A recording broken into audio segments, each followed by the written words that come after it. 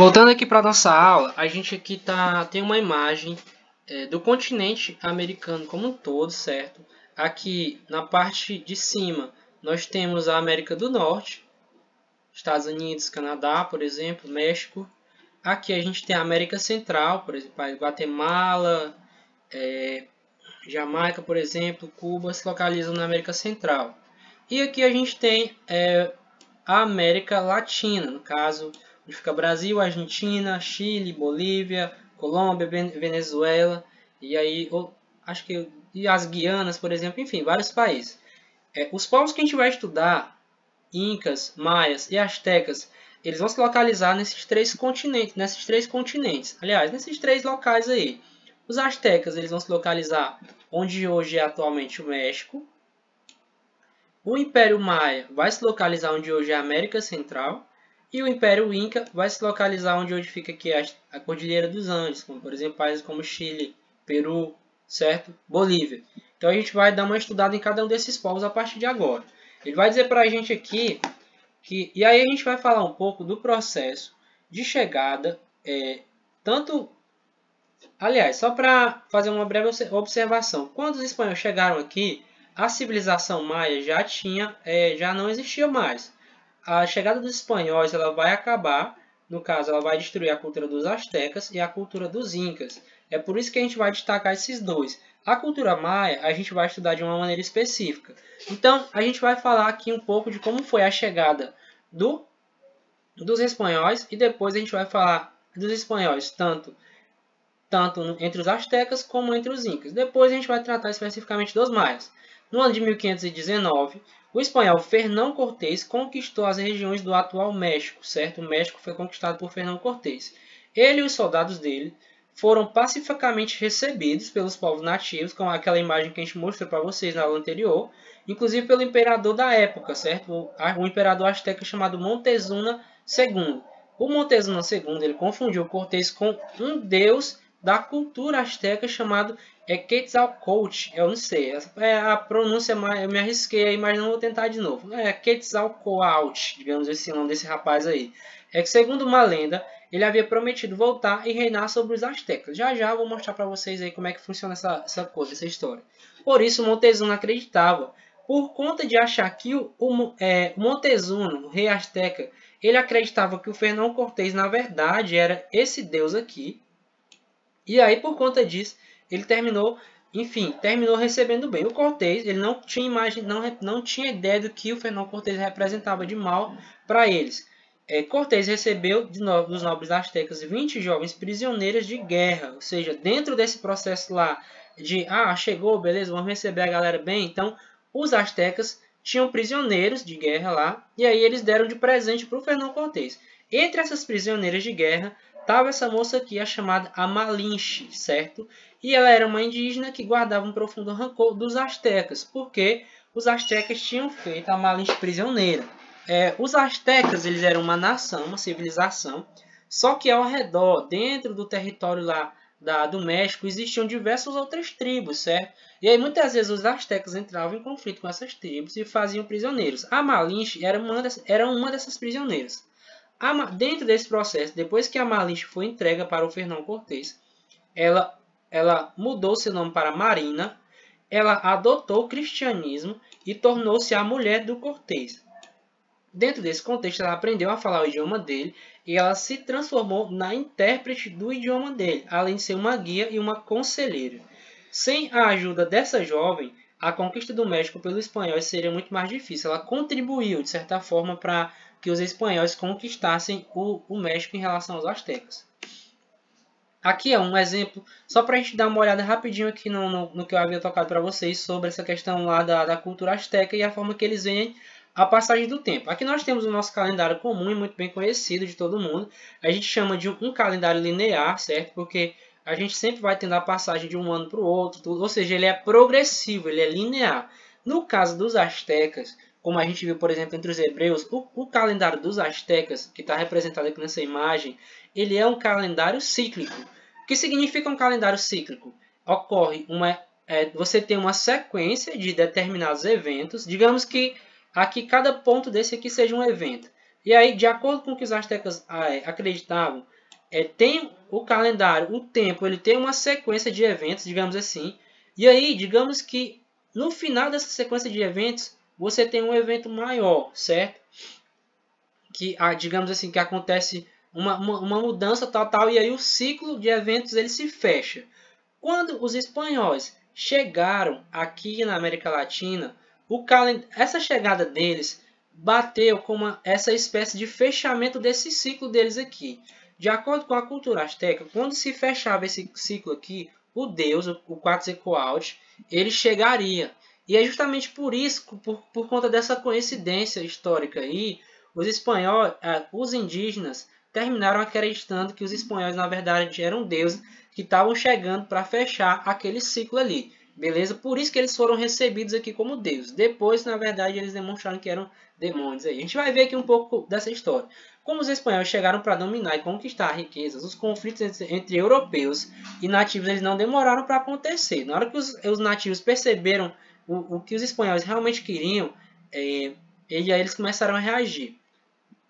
Logo nas primeiras vitórias, o Cortés ele fez alianças com povos inimigos dos astecas, que informaram sobre o ouro e as demais riquezas existentes em Tenochtitlan. Tenochtitlan era a capital do Império Azteca. Como eu disse para vocês, os astecas eles eram uma nação, mas existiam outras tribos e outras culturas indígenas. E essas culturas elas eram inimigas dos astecas.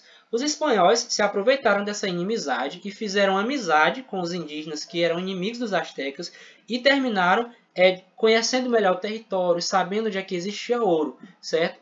E aí esses indígenas, inimigos dos astecas, terminaram ajudando a destruir o Império Azteca. Mas, e aí, professor, quer dizer que esses indígenas eles terminaram fazendo uma paz com os espanhóis? Na verdade, no final das contas, todos os indígenas terminaram sendo prejudicados, inclusive aqueles que fizeram aliança com os espanhóis. O Montezuma ele foi aprisionado e os ídolos religiosos eles foram destruídos e os templos foram saqueados. Os templos lá, toda a cultura e religião deles, tudo isso foi saqueado. Os templos os ídolos foram destruídos. Enfim, os nativos eles resistiram e levando Cortés, eles chegaram a levar o Fernão Cortés a abandonar a capital asteca Tenochtitlan. Porém, no ano de 521, os espanhóis voltaram com reforços e cercaram a cidade que foi conquistada. Ocorreram sangrentos confrontos e milhares de nativos morreram devido a uma epidemia de varíola. Como eu falei para vocês na aula anterior, eles não tinham anticorpos para se proteger desse vírus aí que chegou. E aí eles terminaram morrendo muitos, aos milhares aí. As ruínas da capital asteca, o Cortés instalou uma nova capital regional espanhola chamada de Cidade do México. Hoje a Cidade do México é a própria capital do México. Os Incas, por outro lado, falamos dos astecas, vamos falar agora dos Incas. Eles foram conquistados por tropas espanholas comandadas pelo Francisco Pizarro. Não é bizarro, é Pizarro, viu? E aí que chegaram à região do Peru, onde hoje é o atual Peru, no ano de 1531. O Pizarro ele se aproveitou de uma guerra, uma espécie de sucessão do trono que estava acontecendo entre nobres indígenas, certo? E aí, esse rapaz aqui, o Atahualpa e o Huasca, eles estavam disputando o trono para saber quem ia herdar o trono Inca. Nessa disputa pelo trono, esse rapaz aqui, o Atahualpa, saiu vencedor. E aí as tropas do Pizarro, elas mataram cerca de 2.000 incas e prenderam o Atahualpa. Para libertar o cara, eles exigiram um enorme resgate. Os nativos que tiveram que pagar aos colonizadores uma imensa quantidade de ouro. Porém, mesmo assim, o Pizarro ele não cumpriu a promessa de libertar o Atahualpa e terminou executando o cara. Ele conquistou a Cusco, inclusive tem até um filme da Disney chamado A Onda do Imperador, que fala do rei Cusco, e ele vai dizer o seguinte: conquistou a capital do Império Inca, a cidade de Cusco, e ele subjugou ao domínio espanhol. Ele fundou a cidade de Lima, que fica hoje no Peru, e aí para ser a capital regional da Espanha, já que Cusco era situada num local entre montanhas e era afastada do litoral, ou seja, era protegida, certo? Então, um mapa que eu já mostrei para vocês aqui, mostrei para vocês o mapa aí dos países que estão sendo estudados, das nações. A partir de então, o Estado espanhol impôs uma violenta dominação sobre vastas áreas do continente americano. O objetivo deles, a economia espanhola da época, chamada economia metalista, certo? A economia voltada para extrair metais preciosos, beleza? Para cunhar a moeda e para realizar o comércio. E aí eles exploraram os metais preciosos e usaram os indígenas como mão de obra escrava, certo? Por isso a Espanha tornou-se, no século XVI, uma das maiores potências do mundo, ou seja, roubando ouro, pegando o ouro dos outros e o escravizando a galera. Ele foi movimentando diversas mercadorias por portos e se enriqueceu. Dentro desse período do século XVI, o manda-chuva era a Espanha. Hoje o manda-chuva do mundo chama-se Estados Unidos, com o risco aí de perder esse domínio para a China atualmente. Mas nesse período aqui era a Espanha, certo? Era o bambambam daquele momento ali. Bambambam é expressão de velho, talvez vocês não conheçam. Frei Bartolomeu de Las Casas escreveu vários livros narrando em detalhes o processo da conquista das terras americanas. Dentro desses livros, ele denunciou o comportamento violento e cruel e corrupto dos conquistadores espanhóis. Aqui nós temos umas imagens de como o colonizador espanhol tratou o nativo do local onde ele chegou. Aqui a gente tem cenas de massacre, certo? São cenas produzidas aí para denunciar. Inclusive aqui uma criança indígena está sendo assassinada. Indígenas aqui, depois de assassinados, estão sendo queimados. Então a colonização espanhola ela não foi poesia, não foram flores. Na verdade foi um processo extremamente violento que matou milhares de pessoas inocentes, certo? Então por isso que lá na primeira aula a gente vai dizer que ela tinha um caráter espoliador e cruel mesmo, certo? Outra imagem aqui produzida para tentar denunciar essa violência que era praticada contra os indígenas. No caso aqui a gente tem mais uma situação em que um cidadão inocente é queimado vivo. E aqui atrás, no fundo da imagem, a gente vai ter aqui a violência praticada contra os indígenas, certo? E aqui, por exemplo, a gente tem as armas da época que eram usadas contra os indígenas. Por isso que os indígenas... O que mais matou os indígenas na época foram as doenças, mas as armas de fogo elas também eram uma vantagem muito grande contra eles.